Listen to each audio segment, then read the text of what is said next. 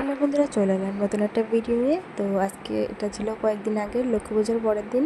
তো লক্ষ্মী পুজোর পরের দিন ছিল আমার ভাইয়ের ছেলে হয়েছে অন্নপ্রাশন। তো যাচ্ছিলাম, তো এই যে আমি মেয়ে, তারপরে বেবির জন্য একটা জিনিস কিনতে গেছিলাম, হাতের একটা ছুরি নিয়েছিলাম জোরো। তারপরে টাউনে গিয়েছিলাম, তারপর মেয়ে বলেছে আইসক্রিম খাবে, তারপর মেয়ে খেলো আইসক্রিম, তারপর আমি খেলাম ফুচকা। তারপরে যে জিনিসটা নিলাম বেবির জন্য।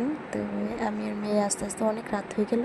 তারপরে আর রেডি হতে কাপড় চোপড় নিয়ে এসেছিলাম, কিন্তু রেডি হতে আর ইচ্ছা করছিল না, কাপড়ও পরিনি।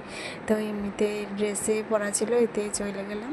তো এই যে দেখো আমি গেলাম অনেক দেরিতে, এখানে গ্রামের সাইড তো রাত পর্যন্ত ক্যাটারিংও লোকও থাকে না, তো মানুষও চলে যায় সব, এমন আর কি।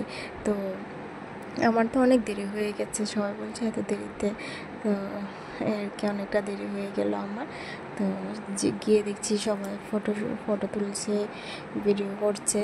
তো এই যে আমার মেয়েও গেল, এটা আমার দাদা, যেটা তো ভাই, এটা আমার বৌদি ভাই, তারপরে এই যে এটা আমার জেঠিমা, তো এই ঠাম্মা আছে, দিদা আছে, তো সবাই ফটো তুলছে। তারপরে আমিও চলে গেলাম, তো বেবির সাথে বসলাম, বেবিকে সাথে একটু ফটো ভিডিও করে নিলাম।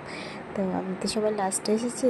তো সবাই এখান দিয়ে আবার সবাই নাচছে গাইছে আনন্দ করছে, ওরা সব দিদার ঠাকুমা পার্টি।